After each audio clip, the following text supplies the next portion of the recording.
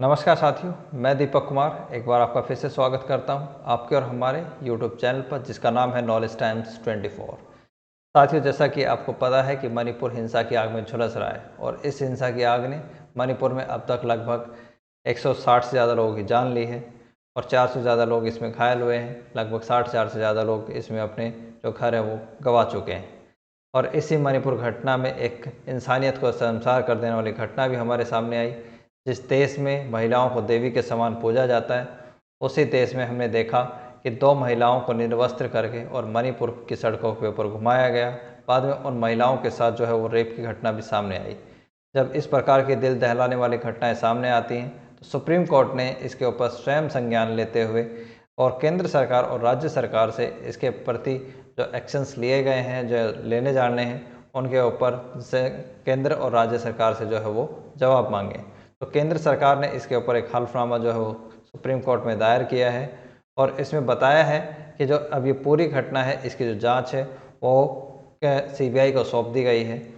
और एक और इसमें जो हमें अपडेट देखने को मिला है वो ये है कि जो विपक्ष है उसने सरकार के प्रति लोकसभा में एक नो कॉन्फिडेंस मोशन जो है अविश्वास प्रस्ताव जो है वो पास किया है। और इस अविश्वास प्रस्ताव का जो न्यूज़ है उसको वर्ल्ड वाइड कवर किया गया है, चाहे वो नेशनल हो या इंटरनेशनल लेवल, दोनों पे इसको कवर किया गया है। अगर हम यहाँ पर बात करें तो जो सुप्रीम कोर्ट है इसके फ़िलहाल जो जस्टिस हैं वो जस्टिस धनंजय वाई चंद्रचूड़ हैं, जो कि इंडिया के 50 या 50वें जो चीफ जस्टिस ऑफ इंडिया हैं। ये क्वेश्चन आपके वनडे एग्जाम में आ सकता है, तो it is very important for that point of view. जो जस्टिस चंद्रचूड़ हैं, इन्होंने बोला है कि जो केंद्र सरकार है वो इसके ऊपर अपडेट दे। तो केंद्र सरकार ने कहा है कि उन्होंने राज्य सरकार के साथ इसके ऊपर बात करते हुए इस मुद्दे को सीबीआई को हैंडओवर कर दिया है। अब इस मुद्दे की जो जांच है वो सीबीआई करेगी। साथ में उन्होंने राज्य सरकार से दरख्वास्त की है कि वो जो ये मुद्दा है इसको राज्य से बाहर ट्रांसफ़र कर दे, ताकि इस मुद्दे की जो के ऊपर कार्रवाई जो है वो पूरी पारदर्शिता के साथ की जा सके और जो दोषी लोग हैं उनके ऊपर जो कार्रवाई है वो जल्द से जल्द की जा सके। साथ में एक जो अविश्वास प्रस्ताव जो है विपक्ष ने पारित किया है, उसके ऊपर भी हम डिटेल में देखते हैं कि सबसे पहले हमारे पास क्वेश्चन आता है कि अविश्वास प्रस्ताव क्या होता है। जब हम बात करते हैं अविश्वास प्रस्ताव की तो ये एक संवैधानिक प्रक्रिया है जिसमें विपक्ष लोकसभा में एक अविश्वास प्रस्ताव पास करता है कि केंद्र सरकार जो है उसके पास फिलहाल बहुमत नहीं है और केंद्र सरकार जो है अभी सरकार चलाने के लायक नहीं है। इसकी कुछ कंडीशंस भी हैं कि अविश्वास प्रस्ताव कैसे लेके आया जाता है। तो इसे आर्टिकल 75 जो हमारे पास कॉन्स्टिट्यूशन ऑफ इंडिया है, संविधान है जो भारत का, उसके आर्टिकल 75 के अंडर जो है वो अविश्वास प्रस्ताव लेके आया जाता है, जिसमें बोला जाता है कि जो विपक्ष है वो सत्ता पक्ष के प्रति जो है वो अविश्वास का जो प्रस्ताव उसको लोकसभा में लेके आ सकता है। तो अभी जो विपक्ष में है कांग्रेस की गवर्नमेंट और जो बाकी दल हैं उन्होंने सरकार के प्रति एक अविश्वास प्रस्ताव पास किया है और लोकसभा के जो अभी स्पीकर हैं ओम बिरला जी, उनको यहाँ पर ये अविश्वास प्रस्ताव पेश किया गया, जिन्होंने इस अविश्वास प्रस्ताव को एक्सेप्ट किया है। अब जब अविश्वास प्रस्ताव पास किया जाता है तो इसके लिए मिनिमम रिक्वायरमेंट होती है कि जो संसद के 50 सांसद इसके हित में ज़रूर हों, इसके साइड ज़रूर होने चाहिए, तभी इस अविश्वास प्रस्ताव को पास किया जा सकता है। अगर हम बात करें, यहाँ पर एक और क्वेश्चन आता है कि क्या भारत में इससे पहले कोई अविश्वास प्रस्ताव पास किए गए हैं, तो यस, 1963 में सबसे पहले पंडित जवाहरलाल नेहरू की जो गवर्नमेंट थी उसमें अविश्वास प्रस्ताव को लेके आया गया था और वो अविश्वास प्रस्ताव भी गिर गया था। लेकिन अब क्वेश्चन आता है कि जो अभी विपक्ष ने अविश्वास प्रस्ताव लोकसभा में पास किया है, क्या उसका गवर्नमेंट के ऊपर कोई नेगेटिव इम्पैक्ट पड़ेगा, क्या बीजेपी गवर्नमेंट गिर जाएगी? तो इसका लगभग जो आंसर है वो नहीं है। इसका रीज़न कि अभी जो बीजेपी की गवर्नमेंट है उसके पास लोकसभा में 303 सीटें हैं, जो कि बहुमत के लिए काफ़ी हैं। तो अभी यहाँ पर ऐसा कुछ भी जो बीजेपी सरकार है उसको खतरा नज़र नहीं आता। लेकिन विपक्ष का इसमें मानना है कि उन्होंने अविश्वास प्रस्ताव इसलिए पास किया है ताकि केंद्र सरकार जो है उससे मणिपुर की जो हिंसा है उसके प्रति जो है उनकी जवाबदेही है उनको साबित किया जा सके और साथ में मणिपुर जो हिंसा है उसके प्रति क्वेश्चंस भी उनसे किए जा सकें। अब अगर यहाँ पर हम नेक्स्ट क्वेश्चन की बात करें तो मणिपुर हिंसा के ऊपर हमने एक पूरी वीडियो बनाई है, उसके ऊपर हमने कुछ बेसिक जो घटनाएं हैं वो मणिपुर की कवर की हैं। आज हम कुछ और चीज़ें जो हैं वो डेप्थ में जानेंगे इसके प्रति। अगर हम बात करें मणिपुर की, तो जो लास्ट वीडियो है उसमें हमने कवर किया है कि मणिपुर जो है वो एक नॉर्थ ईस्ट स्टेट है और इसकी जो राजधानी है वो इम्फाल है। अगर हम बात करें मणिपुर की, तो मणिपुर में टोटल जो है वो 16 डिस्ट्रिक्ट हैं, 16 ज़िले हैं इसके अंदर। और अगर हम बात करें तो इसमें एक राज्यसभा की सीट है और 2 लोकसभा की सीटें इसके अंदर हैं। मणिपुर राज्य जो है वो भारत में 1972 में इसको एक फुल फ्लैज जो स्टेट है वो बनाया गया। इससे पहले जो 1949 से लेकर 1972 तक लगभग जो मणिपुर है वो एक यूनियन टेरिटरी था, जहाँ पर जो राज्यपाल है उसका शासन होता था। अगर इसमें हम बात करें तो लगभग अभी तक जो मणिपुर की जनसंख्या है वो लगभग इसमें 22 लाख और 55,000 जनसंख्या, सॉरी इसमें 27 लाख और 55,000 जनसंख्या के आसपास इसमें अभी टोटल पॉपुलेशन मणिपुर की है। अब अगर मैं बात करूं कि यहाँ पर जो मणिपुर की राजधानी है इम्फाल, तो मणिपुर बेसिकली क्या है, एक तरीके से फुटबॉल ग्राउंड की तरह इसका मैप है, जिसमें जो इम्फाल है वो बीच में आता है हमारे पास, जो ये पार्ट है। और अगर मैं मैप की बात करूँ तो जो ये वाला पार्ट है ये इम्फाल का पार्ट है। और अगर मैं इस इम्फाल के पार्ट की इम्पोर्टेंस की बात करूँ तो ये टोटल जो एरिया है मणिपुर का उसका 10% है। और इस 10% में जो टोटल पॉपुलेशन है वो 64% जो पॉपुलेशन है वो इससे 10% एरिया के अंदर ही रहती है। और ज़्यादातर जो इस 10% एरिया में है वो मैती समाज के जो लोग हैं वो रहते हैं। और मैती जो समाज है वो बिलोंग करता है बेसिकली हिंदू कम्युनिटी के साथ, हिंदू धर्म के साथ उनका संबंध है। जो रिमेनिंग हमारे पास ये जो 95% का जो पार्ट है जो कि पहाड़ी एरिया है, जो बॉर्डर का है, और ये जो 90% है इसमें लगभग जो टोटल पॉपुलेशन है उसका 35% जो है वो यहीं पर रहता है, जिसमें लगभग आप ये कह लीजिए कि ज़्यादातर जो कुकी समाज है और जो नागा समाज है उसके लोग यहाँ पर रहते हैं। और अगर हम बात करें इनकी, तो ये एसटी कम्युनिटी के अंडर आते हैं और ज़्यादातर इसमें जो ईसाई धर्म है उनको फॉलो करते हैं लोग, तो ये एसटी कम्युनिटी के अंदर आता है। अब ये जो सारा मुद्दा है वो बेसिकली यहीं से स्टार्ट होता है कि जो प्लेन एरिया है, जो इम्फाल का एरिया है बेसिकली, इसमें जो मैती समाज के लोग हैं वो अभी डिमांड कर रहे हैं कि उन्हें भी कुकी समाज की तरह एसटी जो कम्युनिटी है उसका दर्जा दिया जाए। अब इसी को लेके जो विवाद स्टार्ट हुआ, और ये विवाद स्टार्ट होता है एक घटना के साथ कि जहां पर all India student union Manipur ने एक रैली का ऑर्गेनाइज की, एक रैली, जनजाति एकजुटता रैली, जो कि ऑर्गेनाइज की गई थी 3 मई को। 3 मई को जब ये रैली ऑर्गेनाइज की गई तो इसी दिन से जो है मणिपुर में हिंसा की जो घटनाएं हैं वो देखने को सामने आने लगी थी। और जो महिलाओं के 2 महिलाओं के साथ जो बर्बरता हुई वो 4 मई की जो घटना है वो उसी के नेक्स्ट डे जो है वो सामने आई थी।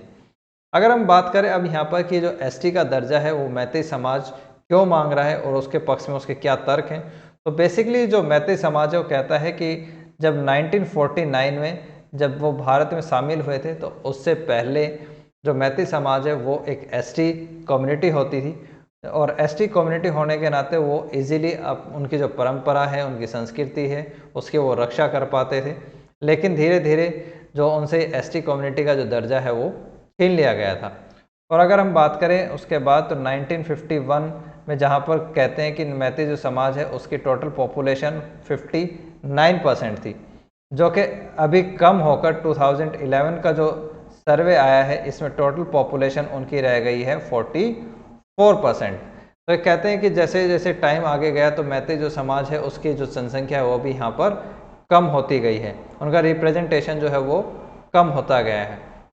तो इन्होंने बोला कि जो इस प्रकार की जो घटनाएं हैं जब देखने को मिली तो मैती समाज चाहता है कि जो उनकी संस्कृति है, उनके रीति रिवाज हैं, जो उनकी भूमि है, उनकी रक्षा करने के लिए ज़रूरी था कि उनको भी जो एसटी का जो दर्जा है वो दिया जाए।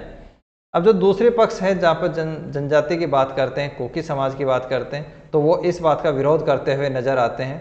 और उनका पक्ष ये है कि जहाँ पर मैती समाज ये कहता है कि वो अपनी भाषा की, अपनी संस्कृति की जो रक्षा है वो करना चाहते हैं, तो मैती समाज इसमें कहता है कि जो मैती या फिर मणिपुरी जो भाषा है उसको संविधान की जो 8वीं अनुसूची है, 8th जो शेड्यूल लिस्ट है उसमें ऑलरेडी शामिल किया हुआ है। और साथ में उसने बताया कि जो मैतेई समाज है उसको SC, OBC और इसके साथ में जो EWS है उसमें भी शामिल किया गया है। तो इनसे जुड़े जो लाभ हैं वो भी इनको ऑलरेडी मिल रहे हैं। तो फिर इसमें एक्स्ट्रा जो ST को जो कम्युनिटी है उसमें ऐड करने की क्या रिक्वायरमेंट है, तो ये क्वेश्चन यहाँ पर पूछे गए हैं। साथ में इसमें बोला गया है कि जो टोटल जो 90% जो लैंड एरिया है जिसकी हमने बात करी थी कि जैसे ये हमारे पास पूरा मणिपुर है, तो ये जो एरिया है हमारे पास इम्फाल का ये तो 10% है। जो रिमेनिंग हमारे पास ये जो बाहर का एरिया जिसको हम पहाड़ी एरिया बोलते हैं ये 90% पार्ट है और इस 90% पार्ट में ही पहाड़ी एरिया है कंप्लीट। तो इसमें बोला गया है कि जो 90% एरिया है इसके लिए जो बजट है वो उसका काफ़ी कम पार्ट इनके ऊपर खर्च किया जाता है। साथ में बोला गया है कि जो इनका रिप्रेजेंटेशन है वो भी काफ़ी कम है कि अगर हम बात करें तो टोटल जो सीट्स हैं विधानसभा की वो मणिपुर में 60 हैं और 60 में से जो 40 सीटें हैं वो मैतेई समाज के, जो कि लगभग जितने भी इसके रिप्रेजेंटेटिव हैं वो इम्फाल से आते हैं जो इसके मणिपुर की राजधानी है। जो रिमेनिंग 20 जो सीट्स ओनली हैं वही कुकी समाज की या जो रिमेनिंग जो पहाड़ी एरिया है वहाँ से लोग आते हैं। तो ये भी उन्होंने बोला और साथ में ये भी कहा कि अगर हम जो मैतेई समाज है उसको अगर हम ST का दर्जा देते हैं तो जो कुकी जो समाज के लोग हैं उनके लिए जो जॉब अपॉर्चुनिटी है वो कम हो जाएंगी। साथ में उन्हें ये अधिकार भी मिल जाएगा कि वो पहाड़ी एरिया में जाके और वहाँ पर भी ज़मीनें खरीद सकें। तो इस प्रकार की जो घटनाएं हैं वो भी वहाँ पर देखने को मिलेंगी। इसलिए जो कुकी समाज के लोग हैं वो इस ST दर्जे का जो है विरोध कर रहे हैं।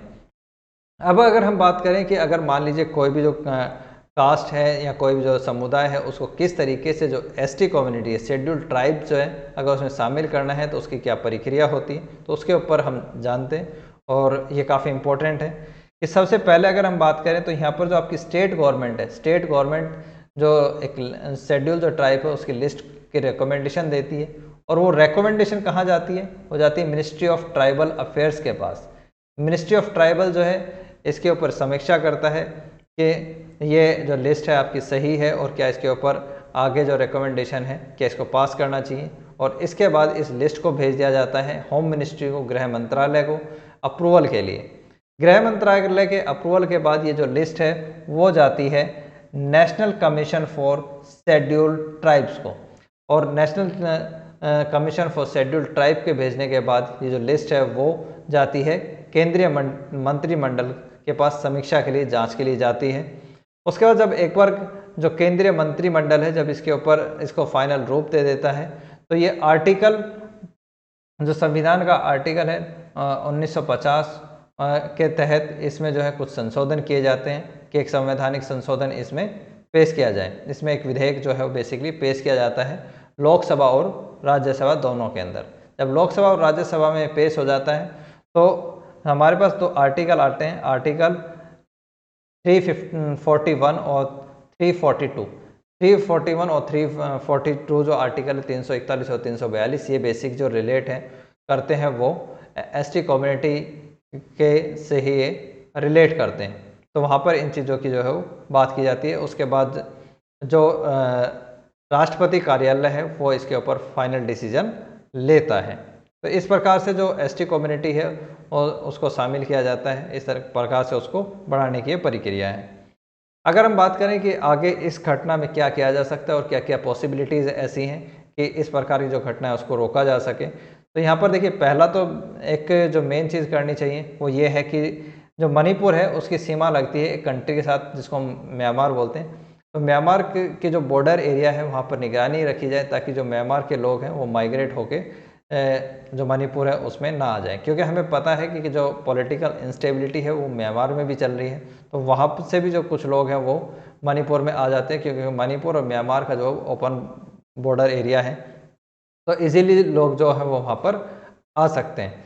साथ में ये भी बोला गया है कि जो armed force special power act है 1958 उसको भी यहाँ पर लागू करने की बात करी गई है ताकि जो आर्म फोर्सेज हैं वो अपना काम ईमानदारी से कर सकें और जो मणिपुर के लोग हैं उनकी सुरक्षा में किसी भी प्रकार की चूक ना हो सके। साथ में राज्य सरकार ये कोशिश करे कि जो राज्य के लोग हैं, चाहे मैती समाज हो या कुकी समाज हो, उनके बीच में एक सद्भावना जो है वो पैदा की जा सके, एक भाईचारे की जो भावना है वो पैदा की जा सके। और इसको लेके राज्य सरकार जो है उनको कुछ ना कुछ इनिशिएटिव्स लेने चाहिए। तो अगर इस प्रकार की जो चीज़ें की जाएंगी तो जाहिर सी बात है कि जो मणिपुर की घटना है इसमें कुछ ना कुछ इम्प्रूवमेंट हमें देखने को ज़रूर मिलेगी।